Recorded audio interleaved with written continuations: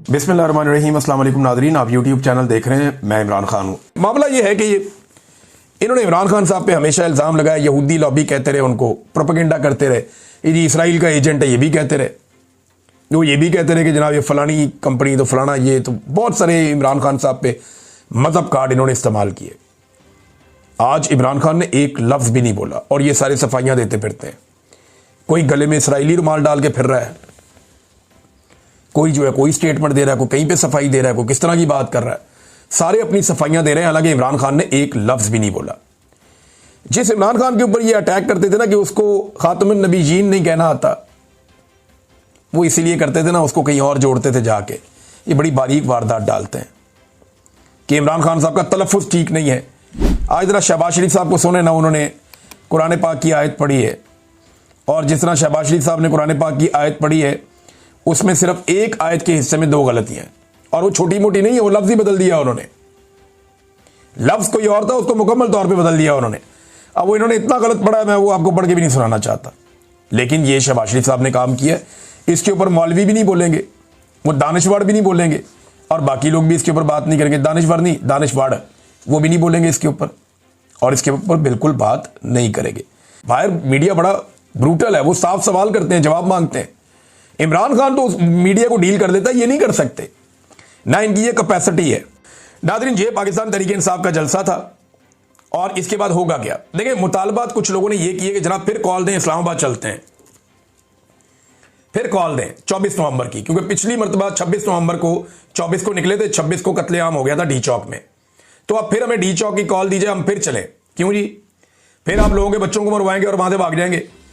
इसका जो तरीकाकार है वो ये है कि अगर आप खैबर पख्तूनख्वा में बैठ के भी इनकलाब लाना चाहते हैं, तो क्योंकि पूरा पाकिस्तान इमरान खान के साथ है, तो पूरे पाकिस्तान में आप सेम टाइम में एहतजाज कर सकते हैं। एहतजाज ही करना है ना, आपने एहतजाज करना है तो आप पूरे पाकिस्तान में एहतजाज कर सकते हैं, क्योंकि कोई पाकिस्तान का ऐसा कोना नहीं है जहां इमरान खान के सपोर्टर मौजूद नहीं है। खैबर पख्तूनख्वा में इमरान खान का तोती बोलता है, पंजाब में बहुत ताकतवर है। जब भी आप एहतजाज को एक सिमत में लेकर जाते हैं तो रियासत पूरी ताकत वहां पे खड़ी कर देती है, उसके नतीजे में तसादुम होता है, बंदे मर जाते हैं। लेकिन अगर आप पूरे पाकिस्तान में एहतजाज करेंगे, सिचुएशन कुछ और होगी। लेकिन ये क़यादत नॉर्मली वही करेगी जो इनको एस्टेब्लिशमेंट कहेगी। इमरान खान साहब को भी ये बात आहिस्ता आहिस्ता समझ आ जाएगी। अब नाजरीन, एक और चीज जो बड़ी खबर है वो मैं आप तक पहुंचाता हूं। इस वीलॉग को मैं यहां पे रोकूंगा, सिर्फ दो चीजें और बताऊंगा। एक तो शहबाज शरीफ साहब के सारे क्लिप वायरल हो रहे हैं और सारी तस्वीरें वायरल हो रही हैं कि इन्होंने इस मरतबा पूरी नकल इमरान खान साहब की करने की कोशिश की है। उंगलियों की जुम्बिश से लेकर हाथों की हरकत तक, एक एक हाथ की हरकत, एक एक एंगल, एक एक तस्वीर, इमरान खान की नकल उतारने की कोशिश की है शहबाज शरीफ ने अक़वाम मुत्तहिदा में। क्योंकि पाकिस्तान की तारीख में अक़वाम मुत्तहिदा में सबसे शानदार तकरीर इमरान खान ने की है। फर्क क्या है? नंबर एक तो आप देखें, इमरान खान की तकरीर 50 मिनट से ज्यादा थी और वो खुद बोल रहे थे। शहबाज शरीफ साहब की जो है ना प्रॉपर लिखी हुई तकरीर थी, प्रॉपर लिखी हुई तकरीर थी, और वो पढ़ पढ़ के बोल रहे थे, फिर भी 27 मिनट के आसपास उनकी तकरीर थी। तो एक तो डबल टाइम इमरान खान साहब ने तकरीर की, खुलकर बात की, और इस तरह लिखी हुई नहीं थी जैसे शहबाज शरीफ साहब की थी। दूसरा, इमरान खान साहब की तकरीर को अक़वाम मुत्तहिदा के पोर्टल के ऊपर, उनके अपने सोशल मीडिया पे, सिर्फ एक प्लेटफॉर्म बता रहा हूं, 7.5 मिलियन यानी 75 लाख से ज्यादा लोगों ने देखा। 75 लाख से ज्यादा लोगों ने देखा। शहबाज शरीफ की तकरीर जो है, वो जो मेरे पास डाटा है उसमें 2 लाख लोगों ने अभी तक नहीं देखी। ये जनाब शहबाज शरीफ साहब की हालत है। बॉडी लैंग्वेज इमरान खान साहब की असली लग रही थी कि जो वो बात कर रहा है उसके मुताबिक उसकी बॉडी मूव कर रही है।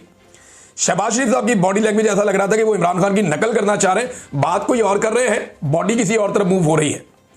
दूसरा, अमेरिका की चमचागिरी में पूरी तकरीर थी, यानी शहबाज शरीफ ने 2 मरतबा कश्मीर का बड़ा हल्का सा जिक्र किया, लेकिन ट्रंप का 7 मरतबा जिक्र किया और चुप के रखा है काम।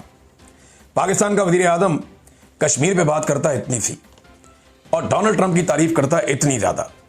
और ये वो डोनाल्ड ट्रंप की हुकूमत है जिसने वीटो किया बार बार जंगबंदी की करारदाद को, जो इसराइल के लिए एक प्रॉब्लम थी कि जनाब जंगबंदी हो जाए, वहां पे इसराइल को रोकना था, जंगबंदी पे आमादा करना था। करारदाद आती है अक़वाम मुत्तहिदा की, अमेरिका वीटो कर देता है, और उसके बारे में शहबाज शरीफ साहब तारीफों के पुल बांध देते हैं। और साथ में जो पुरस्कार खातून जिसके बारे में ख्वाजा आसिफ कह रहे थे मैं इन्हों नहीं जानता, उसकी नवाज शरीफ के साथ, शहबाज शरीफ के साथ, ख्वाजा आसिफ के साथ, लटरम पटरम सारों के साथ तस्वीरें निकल आई हैं। और ठीक ठाक जान पहचान वैसे दिखाई दे रही है। ये ऐसे अनजान लोग तो नहीं है ना, ये कोई फैन क्लब तो नहीं है कि आप यहां से, और शहबाज शरीफ साहब के यानी ख्वाजा साहब के बिल्कुल बैक साइड पे, अब ख्वाजा साहब ने शर्मिंदगी में डालने के लिए अपने गले में डाल लिया फलस्तीनी रुमाल। भाई आपने फलस्तीनी रुमाल तो डाल लिया, आपने फलस्तीन के लिए किया क्या है सवाए ट्वीट करने के? आप तो बात ही नहीं करना चाहते, आप तो पाकिस्तान में मारते हैं और उस आदमी को, आपके तो इक्तदार है ना, ताकत आपके पास है, आपके सबॉर्डिनेट हर उस पाकिस्तानी को टॉर्चर का निशाना बनाते हैं और गिरफ्तार करते हैं जो फलस्तीन के हक में आवाज उठाता है और इसराइल के खिलाफ एहतजाज करता है। ये पाकिस्तान में एक पैटर्न है। तो ख्वाजा साहब ये आप कर रहे हैं, लेकिन एक अजीब बेतरतीब किस्म का जलसा था। कोई समझ नहीं आ रही थी कि इसको चला कौन रहा है और ये चल कैसे रहा है। कोई एक लिस्ट ही नहीं थी। गंडापुर साहब ने देखा इस वक्त रश बना हुआ है, आवाम बहुत ज्यादा है, आए फटाफट माइक पकड़ा, तकरीर कर दी। टीवी चैनल से रिपोर्ट किया, मैंने मकामी सहाफियों से पूछा, उन्होंने कहा जी ऐसा नहीं है और इस पैमाने पर नहीं है, स्टेज था ही बहुत दूर, लोग नीचे से रोला डाल ही नहीं सकते थे। गंडापुर साहब ने 5 से 6 मिनट के बीच में एक तकरीर की, लेकिन इस पूरी तकरीर में कोई लाइन ऑफ एक्शन नहीं था, इस पूरी तकरीर में कोई लाया अमल नहीं था, इस पूरी तकरीर के अंदर कोई सरप्राइज नहीं था जो उन्होंने वादा किया। गंडापुर साहब हमेशा वादा कुछ और करते हैं, करते कुछ और है। पहले कहा डी चौक जा रहा हूं, निकल गए, फिर कहा डी चौक जा रहा हूं, गोलियां खाऊंगा, वहां पे मर जाऊंगा और मेरा जनाजा पढ़ा देना, अगर मेरी लाश ना मिले तो गायबाना नमाज जनाजा पढ़ा देना, फिर निकल गए, भाग गए वहां से। और अब उन्होंने रात को कहा कि जनाब मैं कल सरप्राइज देने जा रहा हूं, कोई सरप्राइज नहीं दिया, ना कोई लाया अमल दिया गंडापुर ने।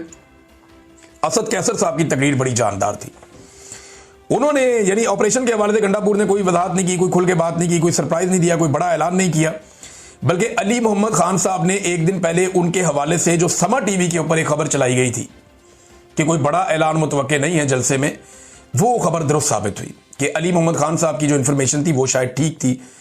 और एक चीज हुई कि आर्मी चीफ से दरखास्त की है इमरान खान साहब का मसला हल करने की गंडापुर ने। अब एस्टेब्लिशमेंट के खिलाफ इमरान खान साहब कुर्बानी दे रहे हैं, इनकलाब ला रहे हैं, वो कह रहे हैं मैं मर जाऊंगा, मैं इनके आगे नहीं झुकूंगा। और गंडापुर साहब उसी आर्मी चीफ से दरखास्त कर रहे हैं कि मेहरबानी करके इमरान खान साहब का मसला हल करें, हम 24 करोड़ लोग आपकी फौज बन जाएंगे, हम कुर्बानी देंगे। अब ये गंडापुर साहब ने अगर ये मिन्नत तरलाई करना था तो ये जाके वहां पे GHQ में कर लेते या किसी मीटिंग में कर लेते। तो इमरान खान साहब इनकलाब ला रहे हैं, जेल के अंदर बाहर कहानी कोई और चल रही है और कोई तरतीब ही नहीं है। गंडापुर साहब के बाद कोई और आ जाता है तकरीर करने के लिए, फिर कोई और आ जाता है, फिर बाद में सलमान अकरम राजा साहब आते हैं, उसके बाद रिहाना डार साहब आ जाती हैं, फिर उस्मान डार साहब तकरीर शुरू कर देते हैं, फिर बैरिस्टर गौर साहब आ जाते हैं। यानी कोई तरतीब नहीं थी कि कोई कहां से कैसे बात कर रहा है। आलिया हमदा साहिबा की कोई तकरीर नहीं थी, होनी चाहिए थी, बिल्कुल होनी चाहिए थी, उन्हें मौका मिलना चाहिए था, वो आती स्टेज। अगले वीलॉग में आपको बताऊंगा। अब तक के लिए इतनी, अपना ख्याल रखिएगा, अपने चैनल का भी। अल्लाह हाफ़िज़।